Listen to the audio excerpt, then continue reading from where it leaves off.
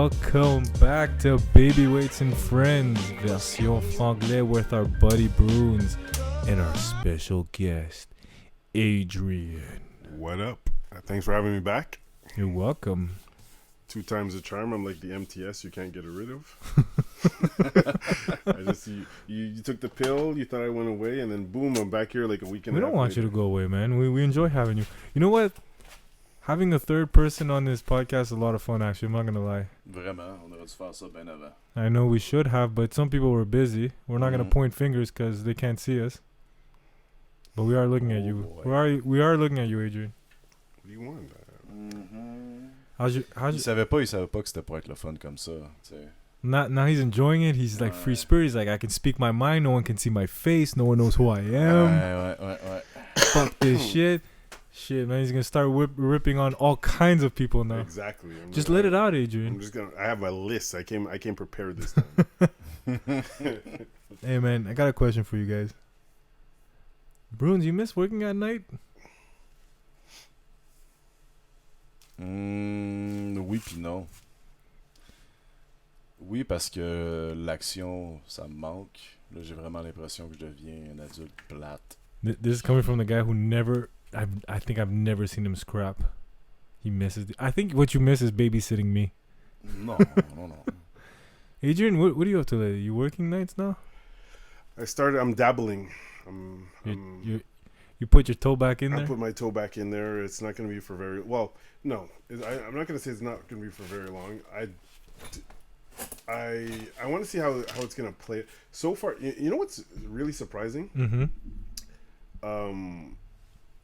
So far, the nights that I've worked... This is COVID times we're talking about, right? Yeah. Like the last 2 weeks, because I've only been working the last 2 weeks. So far, the nights that I worked, it's been like all kids. Like I just got off the boat. I'm 18, 19 years old. Oh, really? Les pauvres esti ont manqué les 2 dernières années de leur vie là. Yeah, but like where were these kids? Like, bro, is like when COVID started, you weren't even allowed to go out. What the fuck are you happy to go around for? They just turned 18, bro. Now I don't know. I guess they missed that phase of trying to be able to sneak in with fake cards. They're like, I guess, but it's Has this scene changed at all? Is it more aggressive out there? How is it? No, it hasn't changed, but it's way younger. Yeah, but these kids are more puny now, man. They're not the 18-year-olds we're used to having. It's way younger. Our 18-year-olds, when I used to work with you guys, we used to come to the door, we're already jacked, man. They're like 6'6", fucking jacked motherfuckers, bro. You're like, how old are you, motherfucker? Like, 18. And you're like, what? Who's your dad? I haven't seen any. No, there's no jack. What I am seeing is the maybe we should talk about this, but the whole thing with the girls with like the 21s, and they already got they're on their like 3rd cycle of Botox in their lips, and that shit looks like they could. You know what? I'd love to touch this subject, but I don't know how people would feel though, man, because I have strong opinions about this too, right? Des chirurgies plastiques? No, but what he's talking about, these like 18-year-olds look like they're 32, man. Yeah, well, I saw it's been like that. No, but I saw a girl last week.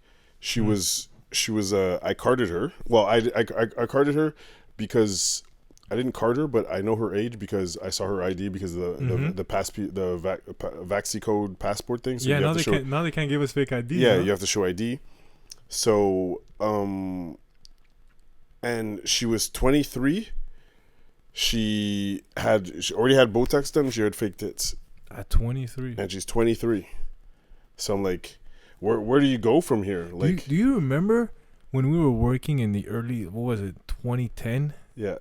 Yeah, fake tits and fake lips were common, but it was more an older woman. Fake lips weren't that common back then. It was you would see it on the like. I'm gonna be politically politically correct, but the cougars of the time, or like the older. But you worked at a lot of different places in Montreal, no? Yeah, I've been a whore. I've been a doorman whore. Doorman whore, club cockroach. Club cockroach. Whatever you want to call me. T'étais plutôt volage. Yeah. You've been around the block, you dirty little doorman. Yeah. I was. It's weird because I seen like the The transformation. The transformation. I saw like the change of the guards from like the doorman who they didn't ask questions. They just like you did something wrong. The first thing you got punched and thrown out. Like Yeah, and it doesn't then happen anymore, man. and then like from the last time we worked together, I started to notice, because I was more the roughneck of the group. I would say you guys were more the politicians. I'm more the. After the third time, you guys asked the motherfucker to get out, and well, I believe in the rule of three. I warn you 3 times, and then you're out. Bruns, he believes the rule of 3. I think by the second time you told him, I was already. Yeah, but you were like you were like, don't do that, and then you were like, don't do that, and you pull out your beat stick. The different rule of 3 we were talking about. Like you were like three things with your beat stick. I was like, how many years has it been? Have you been doing this? Since I was 17. How old are you now? I just turned 42. Thank you for reminding me. 42, bro. Are you acting right now? Why did your eyebrows go up like that? Like Bruns. He don't look like no fucking 42, man. I'm 42. T'as pas l'air d'avoir 42. On dirait qu'il a toujours le même âge. Il a la même face. J'ai même eu la chance de voir ses photos quand il était bébé, puis il avait la même face. Bro, you could lie about your age, man. You should just say people you're 33. Look, bro, you tell me your age every year, and every year I have the same reaction. Like, so what? You know what? I'm gonna go home and tell my mom, I'm 33. That's it, bro. I'm just gonna start lying to my mom. If it works on my mom, I'm gonna run with it. Okay? Fucking right, bro. But man, all those years being a doorman, man, you've seen it all. I haven't seen it all, but I've seen a lot. Yeah, it's Doesn't it get discouraging? I don't know why I was able to like detach myself from it, so to the point where it doesn't bother me, where like it becomes mentally draining. Like to be honest with you, I barely remember my shift from yesterday. Like the only time I remember shit is when something bad happens, and that's like my subconscious self having programmed my brain to remember that guy's face. I'm going to ask you a question. I think I know the answer. What's the worst thing that's happened to you all these years? You don't have to name the club of where it happened, but I don't know if we're thinking about the same story. But what's like the worst thing that's happened to you? Not you hitting somebody, or the worst scenario that's happened to you in a bar or a club. Essaye d'être le moins incriminant possible. Yeah, you don't have to say names. I have a couple of bad situations, but one of the worst ones. Well, I had a kid pass away on me in the bathroom. Kid was ODing. Holy shit! Yeah. When was this? You see, a lot of people don't know that. 2017, I think. 2017. See, a lot of people don't know we have to deal with. Well, not anymore. I don't do it anymore. But like, when we did work at nights, the shit we had to deal with. I never knew you had to deal with that. Yeah. Those. Ouais, c'est l'envers de la médaille de la société. Yeah. La nuit, dans ces environnements-là, du moins dans le temps, c'était comme ça. C'est que dans la même place, tu pouvais avoir des criminels, des policiers en civil, des médecins, des avocats, des ci, des ça, mais dans ces établissements-là, c'est comme tout le monde se retrouvait à pied égal. Ça donnait un environnement, une zone grise, là. Yeah, where we had to be the babysitters. Ouais. What else is... You have some stories, man. I know you have all those years. I've been shot at working at the. Don't say the name. After it's closed now, but I got shot at there. It was super. That's a funny story because, okay, so I'm not to incriminate anybody, but I'll just say, Bob. He was like head of a security. Okay. And he was big dude. He could fight. So wait. Before we get into the story, we have to give a small description of who Adrian is. Just because a lot of people don't know you, they have to have a mental image. You're a pretty big dude. I guess so. You're what, 5'7", 5'8"? 5'7", 5'8". I suck with heights, bro. For real? Yeah, you think? man. No, I'm You're- like you're I'm like 6 6 foot. something. I'm like 6 foot. Yeah, there you like, go. So 6 foot. Yeah. Yeah, 6'4", really thick dude.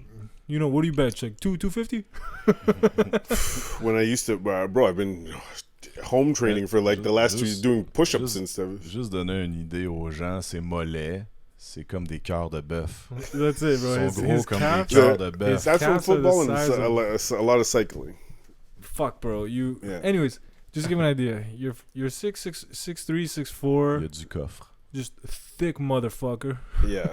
and you can handle yourself. I am. I'm not a championship fighter, but I didn't lose a lot of fights. Oh! Yeah, I'm smart. C'est un défi. No, I am smart.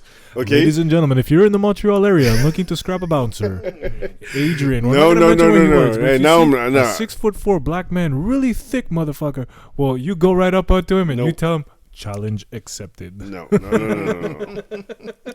voulez But mettre du piquant dans votre soirée? Essayez-vous contre Adrian. no, bro. You just have to be smart about it. Like Why are you looking at me when you say that? No, I'm No. I'm looking at you because I'm sitting this way. First of all, I never really looked for fights. So, well, when I was younger, I used to fight more. But then that was I feel like also like when we were younger, there was a lot more fights too. But then, and this is another thing. Like I got off of Saint Laurent when we started working together. It was like me coming off of Saint Laurent, and most of the fight. Come on, like besides Sundays when we were at Candy's. Okay, Sundays were like next level, but Candy normally was cool. I mean, Candy at the beginning when we were all there, it was pretty good. It was, bro. The ratio, the women to guys was insane. And we didn't. We'll get back to Candy, but let's hear your story first. I just wanted to give the listeners. Je pense que nous autres aussi on s'est trahis dans nos propres règles. Je pense que c'est le seul bar qu'on a nommé. I never did anything. I was a saint.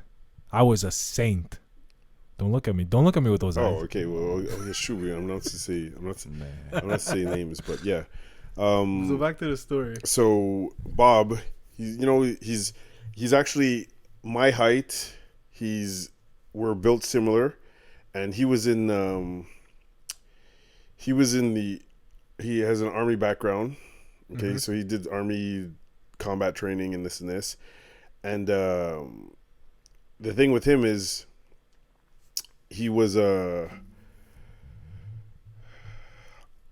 not gonna say he was biker affiliated, but he was biker affiliated. Like He's not. I'm not gonna say. Il faut prendre note que dans ces années-là, si tu étais en charge de la sécurité dans des établissements populaires, you had to be. Il fallait. Parce que sinon, you had to know some people and be able to make some calls. Sinon, we had no choice. Yeah. So, yeah, and he was. To say he was a cocky bastard was an understatement. Because he was, I mean, think about it. You're a big guy. You know people. You can fight. And yeah, so I guess it went to your head. And there was one night we were working at this after hours. And we were understaffed. And we were tired. It was like the last day of like a 4-day stretch. And we were tired. Mm-hmm. And normally, at this after hours, we would have been like working on a regular night. We'd have been like 15, 17 guys. And that night we were maybe like 8, 9. And I was actually super surprised and impressed because these guys come in, these guys come in with they come in and we search them, and they have, I don't know what they were thinking, but they have like containers like this, Tupperware containers like that size, of like weed. On them. But this is back when weed was illegal. Illegal. This is 2005. Okay. Different times. Yeah. And we're like, bro, you can't come in with this. And normally that would have been un bataille générale, that type of thing. Because what would have happened is we would have called down all the security, and we would have kept their weed, okay, and the guys would have wanted to scrap it out, okay, obviously because we're busting like a couple $1,000s of weed off of them, right? Yeah. And it would have turned into like a bataille générale. But because we were understaffed and we were all super tired, Bob, who normally is super gun ho, he decides that we're just gonna like give him back their weed. He's like, I don't want to deal with shit tonight, and blah blah blah. You know, we were super. Then like the one time we're super nice and whatever. So we give them all back their weed, and the guys go out and they were pissed, but we were like, bro, I mean, in my mind, I'm like, why are you guys pissed? If you would have seen the alternative to the way this normally happens, you guys should be happy. Like, you'd be picking up your teeth and shit, and you know, like. So I'm outside, Bob's outside, and the other doorman is outside, and we're talking. And while we're talking, the guys drive by and just like shoot at the wall. Shut up. And we're like, what? Out of fucking just like that. Yeah. Just like that. But we gave them back their weed. We didn't fight with them. We didn't like nothing bad happened, and we gave them back their weed, and they just shot at the wall. But that's the dumb shit, man. No, nobody got hit. But that's not the first time you've been in a shootout working at nights. In the old days, you were involved Orchid too, though. Yeah. Back when Orchid was like the fucking scariest place to work at. Orchid exit was like pretty sketchy. There's a few shootouts over there. I would say the sketchiest places. Orchid, at one point on the Tuesdays was pretty sketch. Mm-hmm. Exit was pretty sketch. Central Station. Central Station. But that was like rich kids that went there, no? It depended on the night. The Central Station had like an industry night where I think it was like Sundays. Yeah. So it was like all bikers, all gang guys, really, strippers, like basically anybody who didn't have to go to work on a Saturday night. Basically. Exactly. Who couldn't go out on a Saturday night. And I remember we used to go to those. Yeah. We used to go to those like Monday nights. We used to go party. Remember that shit? Yeah. C'était pas le Bourbon, ça? Bourbon 2 was they had a Bourbon. I was actually talking to the guy, the property manager here. Okay, mm-hmm. He's an old bouncer from the West Island. Which place in the West? He worked like. He's worked a lot of the Irish pubs and but he actually knows a lot of Irish mafia guys. It's crazy. It's wild. We were comparing stories the other day, and he worked with Dean, and we were talking about the bourbons. And when I think about bourbons, was like that was such Bourbon North, right? Yeah, a clusterfuck. Because if you didn't get shot by like a gang guy trying to prove himself to his biker boss, or get fucked up by the bikers, then you would have to drive back home. Okay, and you were lucky if you made it home because everybody was driving back drunk from that place. Yes. So Bourbon North, just to give an idea to people what it was. So we have Montreal, the city, and then we have where we go skiing. It's about 45 minutes north, a place called Saint-Sauveur. Yeah. Saint-Sauveur? Saint-Sauveur. Capable de dire comme du monde, man. Sorry, bro. It's just the accent slipped out, you know. But Saint-Sauveur. Oh, come on. So it's 45 minutes north, and on Mondays, it was Monday nights, right? It was Monday nights. Yeah, Monday nights. Everybody from the city would head up there. And this place had a back. The back was the forest, which would be open as a club. It was crazy because they had a pool in there. Yeah. It was, you could rent... the hotels. Hotels, yeah. You could rent the hotel rooms. Club. Yeah, the hotel was attached to the club. Imagine going with a black light in there. Jesus Christ. Oh my god. Find jizz on the roof. Oh my gosh. They're like, yeah, there was... How many people must have got murdered in there, right? I don't even know. So, but je pense pas qu'on veut le savoir non plus. Yeah, you can like the black light the room would just light up. It would be like when you had the gateway to heaven. Again, the phone.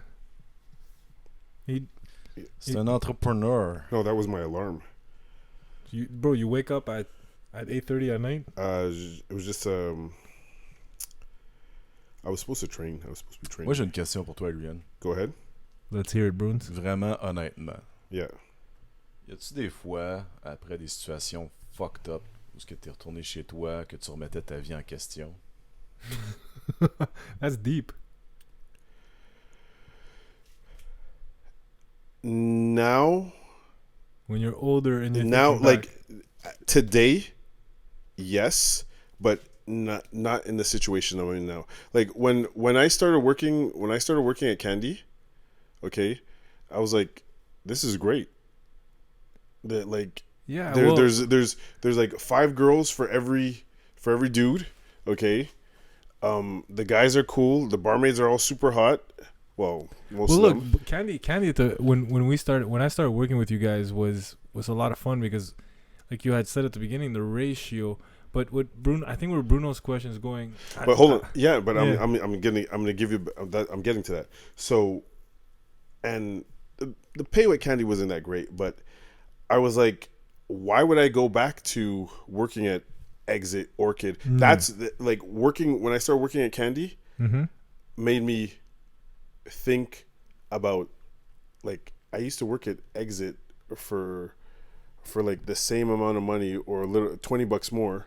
Yeah. And I had a bulletproof vest and I had this and that. Like, why was I doing that? You know, like, I'm like, I work with Pat and Randy. And we joke around and this and this. Okay, I never worked Sundays, and Sundays was next level. But besides that, but you must have had those times I did from 20 working on the plateau. For like the first like 3 years, I would always ask myself that question, like, why was I doing that for so long? But was there one specific night where after everything was done, you went home and said, "What the fuck am I doing? Why am I doing this?" When it was happening, no, because not when it's happening. Like the night it's done, you're home, you're in bed, and you're about to go to sleep. You just detach yourself, go to sleep, or you say, "What the fuck am I doing?" Because you worked with me, so I know you must have had a night or two like that. No, but because okay, back then, like let's say when the time where the guys drove by with the weed store I just told you, and they shot at us. That was, I was working in places where that was a regular thing. So it was like it was a regular thing. So I never questioned it. You were never scared that tonight's my last one? No, because it was just things were like that back then. It was just no, but it's like I'm not even trying to sound tough or anything. It's just like je comprends. Je comprends quand t'es dans le mood, quand t'es dans le, tu sais, je comprends que t'assumes ça comme une nouvelle normalité, tu sais, c'est ça la réalité. C'était pas une nouvelle normalité, c'était la seule normalité que j'ai connue. But because I started working. The places that you work were fucked up. Okay, exactly. Like when I was It's like, I worked. Just to give you an example, Bruns. It's like when I worked at the Tabasco bar, bro. That was the norm. You knew that eventually someone's gonna try to stab you, someone's gonna try to shoot you, someone's gonna try to rape you. It really depended what night of the week it was. Non, mais je veux dire, quand je travaillais comme bouncer, pour moi aussi c'était ça ma nouvelle réalité, tu sais, mais comment je pourrais dire, j'avais des amis qui travaillaient pas dans les bars, j'avais des gens qui eux me ramenaient souvent à la réalité en me disant voyons donc, ça n'a pas d'esti de bon sens, tu sais.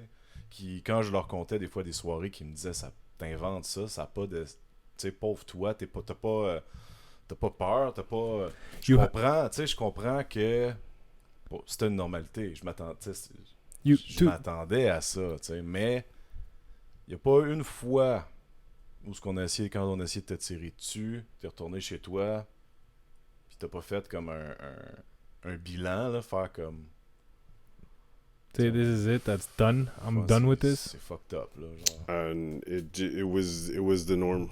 It was like it's hard to describe it to you guys, but I might be able to find a time where you said maybe I'm done with this shit. Back that club where the thing with the window.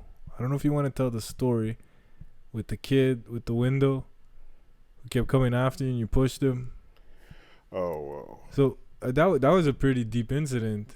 I don't know if you want to tell the story to the listeners and tell them what happened, but for me at that point I started to think maybe like il y a des conséquences. There's consequences to the things sometimes that we do, even if we're not at fault. Because till this day, I believe you were defending yourself, and you didn't even. I think you should tell the story, so people could understand what happened. You don't gotta mention names or anything. Okay. But I think the story will put in context what happened, where you were actually defending yourself, and then at the end you got a question like, "What the fuck am I doing for for what? You know? Because when it happened to you, at the end, I was kind of questioning, why the fuck are we doing this? Because at the end, we get fucked. Yeah. So, okay. Tell the story first. So Tell us what happened that night. Basically, it was a Basically, Halloween. all of us quit, and you were the last one remaining. Yeah, it was a Halloween party. A kid couldn't get into the Halloween. You know, he got thrown out. If I remember, I was training the new guy. It was supposed to be my new door partner, and kid got thrown out. We were going back and forth about why he couldn't go in. He tried to give me money, which was like change. It was like $3. It was okay.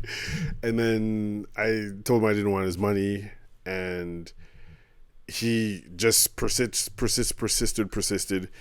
threw his money at me, and then he dropped the N-bomb. I kind of, and this was my mistake. He dropped the N-bomb and then ran across the street. So if I just let him go across the street, it would have ended there. So what, you followed him? Yeah, I followed him across the street. That was my mistake. Okay.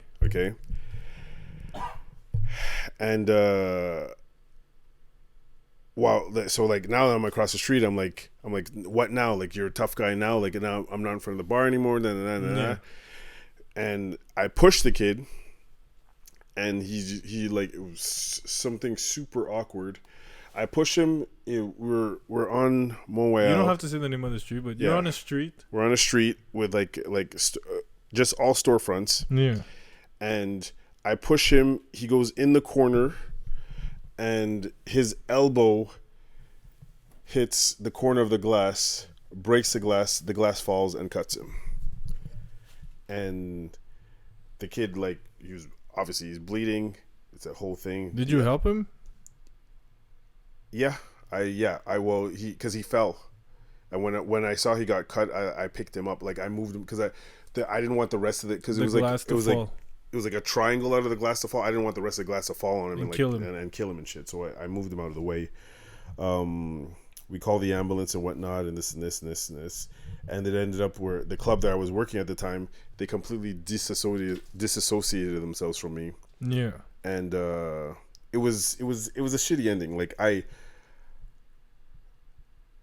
in the end of it, I could have gotten, like, I don't have a criminal record because of that. I could have completely got fucked over because of that. But the club didn't come to your aid. No, not at all. So this is where I'm getting at with my question, is that after that night where you're all by yourself, man, this all happened. I believe him dropping the N-bomb was gonna affect you in one way. He wanted a reaction out of you, and a lot of people don't understand that when we work in these situations, they're very stressful situations. We have emotions too, right? Yeah. Somebody drops the N-bomb, or if you're me and anybody drops any kind of bomb, you react to it. Yeah. But I'm just saying, in the end, you just wanted to scare the kid and push him, but he ended up getting hurt. Oh, I won't even lie. I like, if the kid had come back at me, I was gonna mess him up. I was gonna fuck him up. But Adrian, he wasn't gonna come back at you, man. But I was pissed off, but I didn't say I'm gonna go and push this kid into this window. Like, I didn't do it on purpose. It happened. He just, like, awkwardly fell in the corner, and it was his elbow that hit the fucking window. The force from me pushing him and his elbow, and just broke the window. So after the club just dumped you right there, don't you go home that night and say, what the fuck, man? What the fuck am I doing? Why am I still doing this? Like, a life-changing moment. Even that, because I know you're a pretty tough dude, bro. I've seen you fucking handle some crazy shit. Yeah, that was a shitty night, because, like, I basically, that night, I first time ever I got arrested, even though, like, they handcuffed me, they did that because he was technically pressing charges. We went to court, I explained my thing, got that removed, so I'm all good. But so I don't know. Let me see. Did I have regrets about that? I have a question. What do you think about that? Go ahead. Now, the kid, when you guys went to court for throwing that slur, for throwing the N-bomb. Yeah. no consequences for that, even though it's a hate crime, no? Non, c'est pas un hate crime. It's not an offense. I don't know I don't remember what my lawyer used it as, but it's like Le N-word, c'est bon pour aller au droit de la personne, mais c'est pas criminel. Oh no. No. But okay. I don't know. He did it. He basically presented it to them that it was like almost like a voie de fait. Okay. Which made me react the way I did, because like.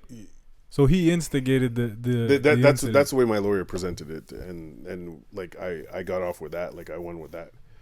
And I don't think you won. I think he was right. He instigated the situation. Oui, définitivement. Yeah. C'est l'ensemble de la chose. C'est jamais un aspect isolé. C'est l'ensemble de la chose. T'sais. C'est dans le contexte qui a été exposé à la cour. Le fait d'utiliser ce terme-là, clairement, c'était dans un sens cohérent avec to instigate the fight. L'ensemble de l'événement. And but for sure, like while the moment that happened, I was like, what the fuck is going on right now? And I regret, like if that would happen today, let's say, obviously I wouldn't go about it the same way, but let's say the exact same thing happened today, mm-hmm.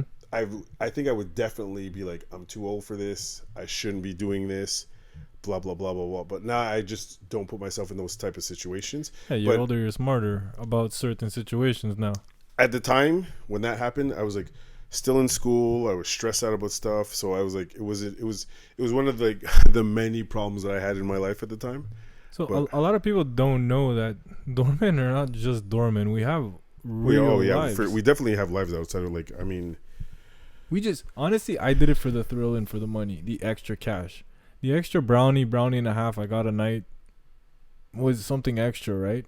I'm not gonna complain working 3-4 nights and making $500-600 in my pocket. Yeah. But when we're done that shit, we have to face our real jobs. So sometimes what we do at night have consequences in the real world. Definitely. You know, I think I've had a case when I worked at the time I was delivering. You ever hear about edible arrangements? No. So as people send these things, these fruits positioned in like flour, like des bouquets de fruits. Ouais, c'est ça. It's like bouquet de fruits, right? It's like bouquets of fruits dipped in chocolate and all different things. So I remember, I forgot where it was. I think it was Tabasco bar that we had fucked up a kid because he tried to stab me, and then we just took him down and broke his arm. So he was at the Jewish general. And the next day I had to deliver this motherfucker a basket of fruits. Really? Can you imagine, bro? That is pretty funny. You have to see his face when I walked into the hospital delivering the basket of fruits. He was fucking trembling. That is hilarious. So like, look, bro, I got a day job too, man. That is hilarious. It's like, c'est ça qui est weird, parce que dans ces soirées-là, tout le monde se dissocie de la vie de tous les jours, que ce soit des clients, des bandes, tu sais, que ce soit tout le monde, c'est comme si c'était une autre réalité, là. Les gens font des affaires sans penser aux conséquences de la vie de tous les jours, tu sais. Je veux dire. And sorry to cut you off, Bruns, but what I always remember this. It happened on the plateau. Was this kid? He told me he's like. You know, he's like, oh, you're pretty tough now, and this and this and this. He's like, but you know, you're always just gonna be a bouncer, and you have no education. And I'm like, what? And I'm like, people. So I told the guy, so you think that like, I like work here as like this is my day job, and like this is my goal in life to work here and to talk to you. And I was like, at the time, Pat was in law school. Yeah. Okay. And I'm like, I was like, one of us is like, I'm in CJEP university right now, and my partner, he's going to law school. You know, like I know Bruns was doing his school to become a cop and everything. I was like, bro, we're not. I'm not a Neanderthal here. I have more than two brain cells. I was the only one doing it as a career. Huh? Non, mais c'est vrai, tu sais, c'est la. Why? Perception des, tu sais. Hold You know, on. like I got a question for you, and then the same one for Bruns. Why did you get into it initially? What path did you say, I'm becoming a doorman? How did it happen for you? How did you break your doorman virginity? I got super lucky. Were you always this size though? Did size play a role? Yeah, I became a doorman because I was a big kid. You're a big dude. Yeah. Oh, that's the reason why. But I remember you when I was young. When I used to come to Gym Zone in LaSalle, you were Yeah. you were pure like you were me, bro. I would look at him as like he would coke and be like, Moi, yo je man. tiens à rappeler aux gens que Adrian, c'est mollet, c'est gros comme des cœurs de bœuf. Là. Oh my gosh, guys, stop it. So tell à ce us. point-là, là. Yeah, I got so one of my first, I think it was one of my first or my first security job. I was working at 14 to 18. 14 to 18. I was working at 14 to 18 bar. Okay, so From, how old were so you? Hold on. I started doing security. Well, it's actually it started even before that because when I was at McDonald's, they put me night shift because I was a big guy. When I was like 16, 17, they put me night shift at McDonald's. And then from there I got a night shift. When I left McDonald's, I got a night shift at Couche-Tard in Verdun, Wellington, and L'Église. They're one of the hardest Couche-Tards. At like around the 20-something of the month, you would have people come and fucking steal Kinder Surprise, bro. You know your life is shit if you're fucking stealing Kinder Surprise. Like what? And yeah, Shit's bad, bro. Yeah, I got stuck when you're using the gift in the Kinder as a gift to your kids. I got you a present. Yeah. I got stuck doing 2.5, almost 3 years of Comment c'est arrivé? Night shift. Non, ta première gig de doorman, comment c'est arrivé? I think he's leading up to it. Yeah, and then after that I went to the hotel doing again security at night. Mm-hmm. Then I worked Fairview security. So we're just building up to it. Yeah, and then I went out with a friend of mine. I was like 20, 21. I went out with a friend of mine. He took me to this 14 to 18 club on the South Shore called Planet Master. Okay.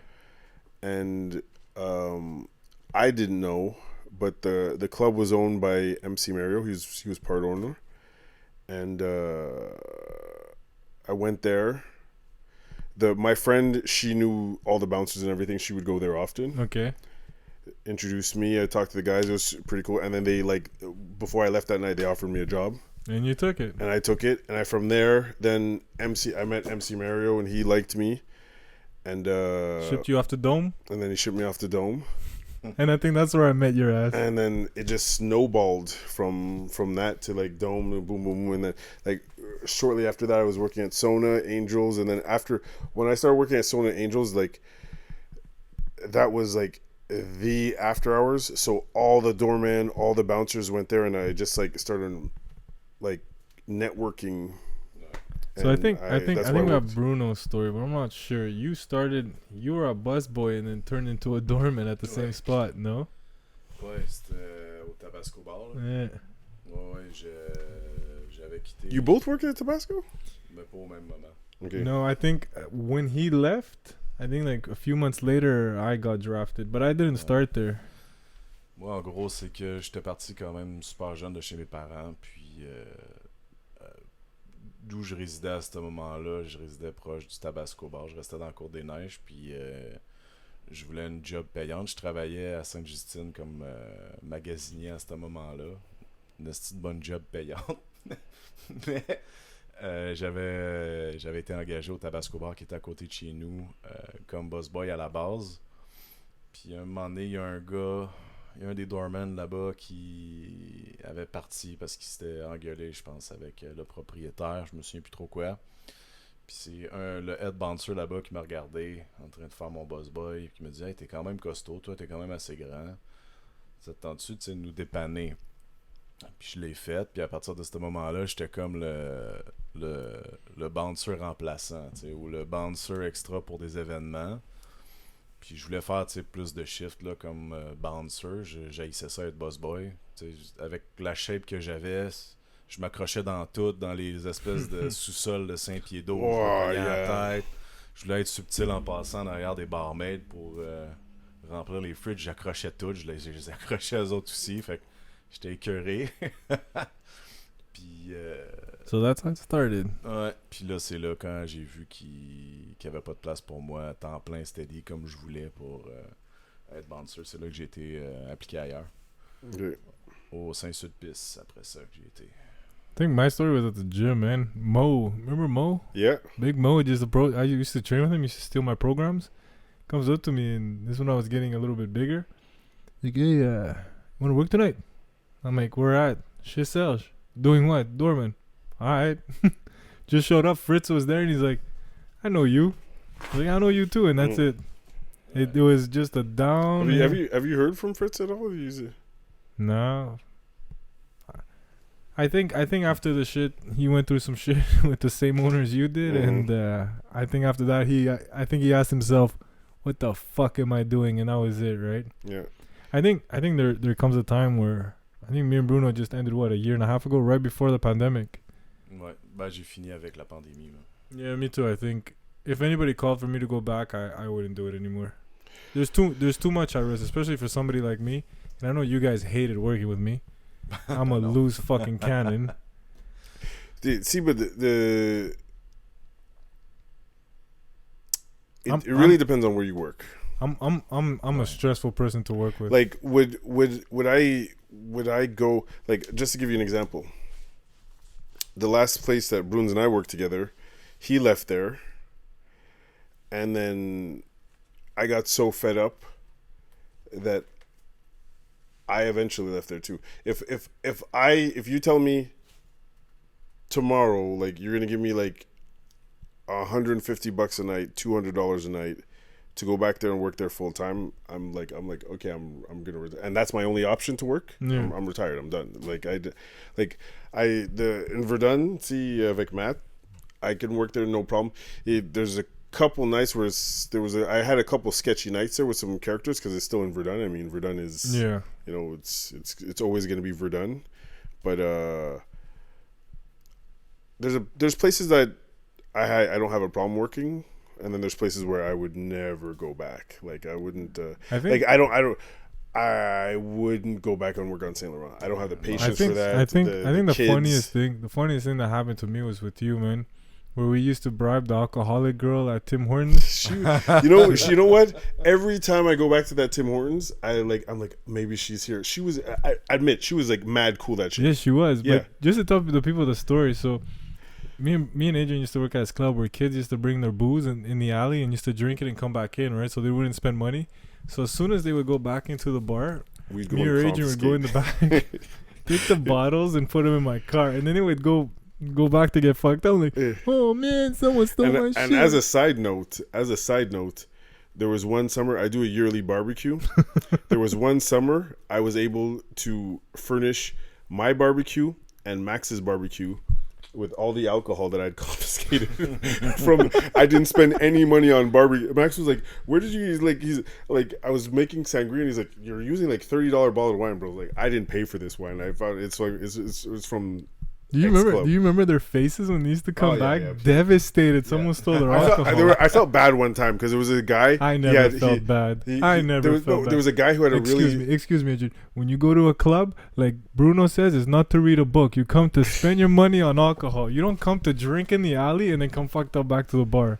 And not only that, we took those bottles, put them in my car, and traded them in with an alcoholic at Tim Hortons for sausage egg McMuffins. On revient aux bases là, du troc. That's it. She was super cool, that chick. I never knew, like, I don't even know. And I always hoped that I was like, maybe she's gonna be here this time. She at the Spire though. We'd say the wildest thing. She'd be like laughing. You guys are hilarious. Yeah, that's what an alcoholic would say to your stories, bro. You're feeding her addiction. She was amazing. Puis toi, bébé pois, qu'est-ce que ça te reprendrait? Qu'est-ce que ça te prendrait pour retourner? I wouldn't do it anymore, man. Just with my personality and the way I was working, I got into it just to get over some shit and have a good time, and And then I met you. So hold on. If I tell you this club, it's like. Have you ever been there like at Water Cocktail Club? No. Okay. I got offered to work there though. It's a super chill, super relaxed place. Look, I worked right before the pandemic. I worked at Waverly. Super relaxed place. I don't think we hadn't even had one incident the whole time I was there. Super chill, right? But you know, man, I don't want to babysit drunk people no more. Yeah, but Waverly ACC is not even like that. ACC basically what ACC was like. I don't know the way it is now. Yeah. But the way when I was the 7-8 months I worked there, ACC was just like people on dates. Okay, I can't honestly. And there was like nobody even was drunk. I had maybe 15-20 customers at one time, and it would come in, a guy, a girl, sit down, have like a couple fancy ass cocktails. For me, it's this: it takes one incident to go wrong to change everything, man. And with everything I have going on, do I want to risk it?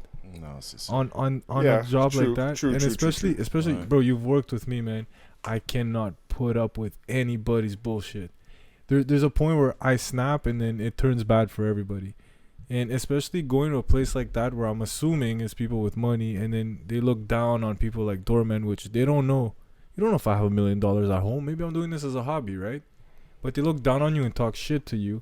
It gets under my skin, man. Ask Bruno how many people I fucking chokeslam because of it. And ouais, mais tu sais, quand je travaillais you know what? comme Sorry, Bruns. Before I interrupt, the only way I would do it is if we got the gang back together. If you, me, Adrian, Bruns, Pat, Randy, everybody got together and worked at the same place again, I'd consider it. But just because it would be that vibe. Yeah. Oui, ben c'est sûr, ça c'est important, mais tu sais, quand j'y repense, ma carrière de doorman de 15 ans, sur 15 ans, je pense pendant 10 ans, je travaillais dans des petites places où on était 2 ou 3 max, tu sais, puis j'ai toujours été comme le responsable de la sécurité. Fait quand il se passait des affaires avec la police, c'était moi qui étais tout le temps la devanture, tu sais, c'était ma face, mon nom, ma crédibilité qui était là. Mais qu'est-ce qui me permettrait de retourner travailler comme bouncer, comme agent de sécurité? C'est dans un environnement où, oui, c'est sûr, la paye, là, tu sais, je veux dire. But you know what? At my age, money's not everything, man. Yes, it's a good thing. Travailler dans un environnement où on a une grosse équipe de sécurité. Tu sais, que je sache que je suis pas tout seul là-dedans, ou qu'on n'est pas juste 2 ou 3, là, ou si je suis de mauvaise humeur, j'ai pas besoin de me gérer tant que ça, parce que je sais que pour cette soirée-là, c'est les autres qui vont prendre le lead dans les interventions, parce que dans toutes les interventions que j'ai faites, j'ai toujours été le leader pratiquement. Tu sais, c'est tout le temps moi qui avait à prendre la responsabilité puis à assumer tout. Tu sais. But here's the thing: are you willing to risk everything for one night where it all goes wrong? Because now, here's the thing, Bruno. Everybody's got a fucking iPhone. Everybody's got a camera, and not only that, they can recreate it in 3D with how many iPhones there is. Non, mais tu sais, mettons une salle de spectacle. Like New City Gas, for example. Non, même pas. Une salle de spectacle où il y a des. Is that place still shows. open, or are they closed? No, I think they're just waiting. Okay. Une salle de spectacle où il y a des shows d'humour, où c'est varié, où t'offres un service pour vrai, tu sais. Où les gens sont réceptifs, où c'est pas juste des astis de gars, de gens qui sont là pour se péter à la face à pu finir puis à gérer des gens séquelles, tu sais. C'est plus un environnement de même, je pense, que je rechercherais, tu sais, parce que j'ai vécu ce que j'avais à faire, là, tu sais, j'ai eu un beau portrait 360, c'était quoi, là, tu sais. Maintenant, je sais. But now, Bruns, you have a good job. You make a good living. Would you go back knowing that one night can just fucking ruin it all? Because no matter how much. Attends, bébé pois. Écoute-moi, bébé pois. Your name was so weird. Dans un environnement où c'est un événement qui est susceptible d'attirer des bonnes personnes pour des bonnes raisons, pour like a Mike Ward comedy show. Non, mais un événement où on est 10 gars, 12 gars, où je sais pas, moi, c'est un spectacle de blues ou de jazz qui est là, puis on a juste besoin de sécurité parce que, bon, il y a de la sécurité à faire quand même. C'est plus ça. Puis dans des soirées comme ça, le risque est quand même minimal. Là, Oui. t'sais. Pas comme travailler dans un bar But I don't. branché qui est au goût du jour où il y a des gunshots tout le temps. Là, Okay, t'sais. so No, but look, hold on. Let's go back to Candy Bar. No, but hold on. Let me before we do that. So something I've been presented with a lot lately. I've had two opportunities. One I almost took, and somebody actually spoke to me about it. Like one of the guys that I'm working with now, the reason why he's not coming back, he was there before me, so before 2015. The reason why he's not coming back is because he's working at a strip joint. Mm-hmm. Okay, and this is what the question I'm throwing out to both of you. So you get to work in a strip joint, okay? My friend, it's in Laval. He gets $150 a night. Plus, he gets to keep half of what the cover, and he gets tips. It's like a $300 a night. He leaves minimum with like $300 minimum. Like a slow night is $300. Then you're making it about money. Well, I'm just saying. Well, I wouldn't say, but look, strip club where in Laval, first of all, because those places usually get some fucking shady. Look, a strip club in general. I worked at fucking Amazon's, and my first night there was a shooting, so I was like, you know what, I'm done. I'm not gonna get murdered for some stripper and give some guy head. But like at the end of the day, Laval gets some shady characters. So there's a risk. Do I take the money and deal with this shit, or do I don't take nothing, go home every night, put my head down to sleep, wake up every morning and I'll worry about nothing? I'm throwing it out there. I don't know. If I do say yes, it's because it's 300-400 a night, and 300-400 a night fucking goes a long way, right? Yeah. But again, I'm not strapped for money, so for me it would just be like an additional risk. Mm. I can't, at this point in my life, I can't risk what I have for bouncing. And even working at Waverly, when shit was about to go down, and this is coming from me, I wouldn't. I would just talk it out. If people wanted to scrap, beat yourselves up when you guys are done. I'll just escort you. En plus. J'aimais ça le voir aller comme ça. People wanted to scrap at Waverly? No, but I'm saying if one was about to break up, you just hop in like, hey, you guys want to fight?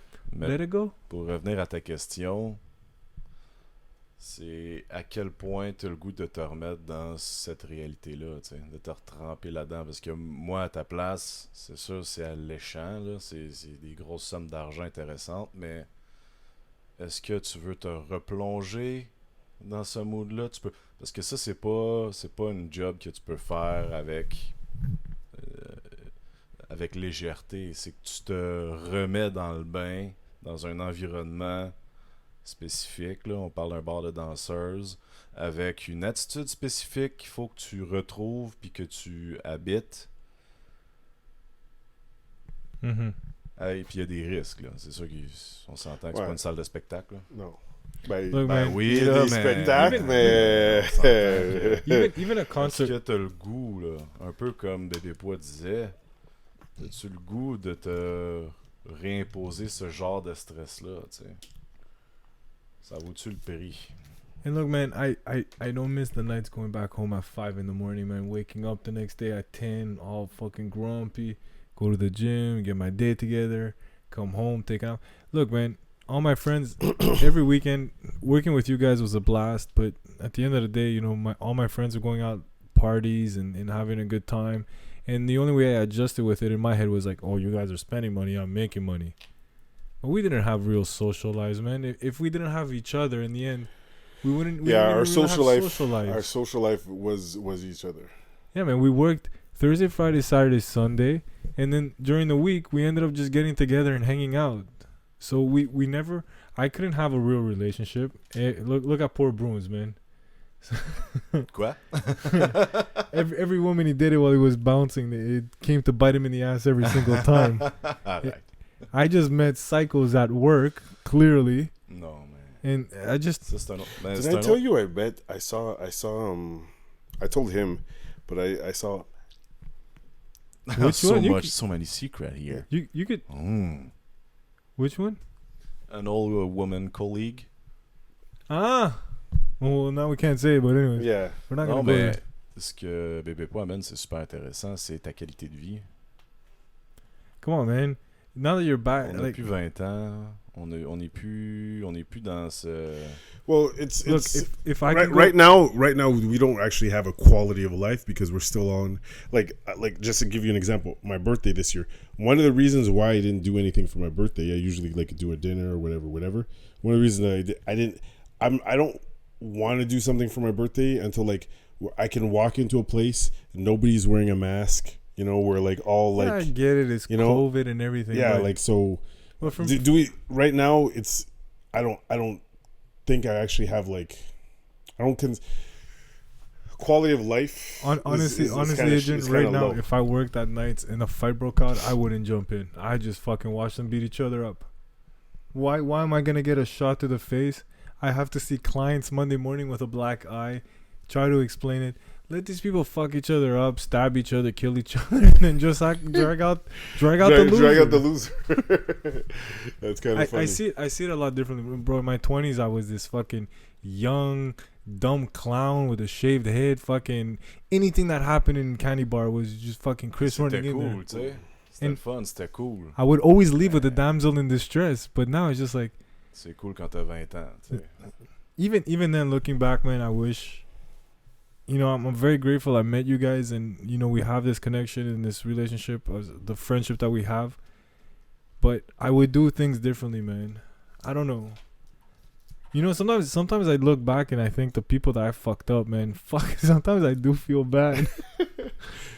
it's you know, at the time I was like, yeah, motherfucker, I beat this guy up, I beat that guy up. But now it's just like, damn, man, I remember heard the some phone? fuckers. Do you remember the phone situation? Yeah, That was hilarious. but she ripped my shirt, Yeah. and then her So I boyfriend. break her phone. Hey, wait. If we say that story the way we said, her boyfriend threw around some N-bombs, some people got hurt, some shirts got ripped, and some Ouais, bitch il y avait lost un the phone. contexte, c'est sûr. Yeah, I'm sorry. Randy actually, he just he sent me a picture about this weekend about like were you there for his birthday when he got super drunk? No. I heard the stories. Yeah. But I've been trying to get Randy to do a podcast to tell his stories because Randy's got some interesting things to say. The Randy. Cette vedette. Yeah, Randy. All four of us together that would be pretty good. I think it's gonna be later, but first of all, I need another fourth mic. We're still at the baby stages of this Babyweights channel shit. But no, well, if we're properly set up, we could share a mic. No, it sounds weird, man. Non. Everybody needs their own, or else there's echoes. It's just Well, I actually have a mic. that goes plugged in there. Yeah. Well, if you can get it done. in the I next four- I even offered to lend it to you when you were. That's another topic we'll talk about this after, Yeah. but Yeah. But just to because we're gonna talk about microphones now. Oh, c'est quel This is a sujet. Babyweights podcast where we have the tech portion and We talk about our lack of microphones. Brought to you by Retail Masters. Retail masters. resale masters, guys. You guys are the Resale, worst. He says resale retail. Masters. You guys are the worst. You're dropping the worst promo spots. Like everyone's gonna say, like retail masters. Are is you gonna, sponsoring this shit? Where's my money, Oh, bro? wait. Where's my money? Hey, you want a case? You want a fan? I can hook you up. Where's Oh. my money? Fait que toi, tu pourrais me I donner got a un MacBook, boîtier bro. d'ordinateur et des fans. Est-ce que c'est RGB? Oh, yo, don't do this on my channel, man. We're talking about. Bro, people get, like is your case a gamer case? I'm like, what's a gamer case? He's like, does it have RGB fans? Is it a gamer case? I'm like, bro, it's just stupid lights. Like, what do you like? You're not gonna game better because of the stupid. About, man. I'll show you after. Like, C'est important à souligner, messieurs, que Resale Masters a une belle sélection de boîtiers d'ordinateurs. On parle du Corsair, on parle du Fractal, on parle de ABS, on parle de Silencio, I S600. think Bruno found Plus a new encore. job. Yeah. We were gonna get him a job on the radio going, mesdames et messieurs, est-ce que vous cherchez des caisses pour votre You know what Bruns Passez is? par retail, what is it? Oh my Resalevalue.com. What the fuck's the website? You know what? Bruns is like the new he's like the new Morgan Freeman. You know how Morgan Freeman does all the commercial? Yeah. He's like the Kev Morgan Freeman. What is that? Info at resellemasters.com. And our Facebook is www.facebook.com resellemasters. Bro, you lost me. Well, ladies and gentlemen, we'll leave you here because the conversation went from doormans to computers To microphones. to microphones. So that means my boys are getting hungry and tired because it's getting late and we're in a storage unit with cockroaches and mouses. Something's going to bite us first. So, we'll probably eat the cockroaches. Ew. Adrian, thanks again, man. Thanks for having me. It's a pleasure. Appreciate it. Bruns, let us go with your famous quote. Ben, je trouve que ce soir, c'est particulièrement approprié. Ooh. Puis je pense que là, maintenant, Adrian, tu comprends le sens de cette phrase, mais quand les gens sortent d'un bar, là, c'est pas pour lire des livres, hein? And we leave you guys with this one. That Have was a good super- night, good that's morning, super- wherever you are. Puissant, là. That was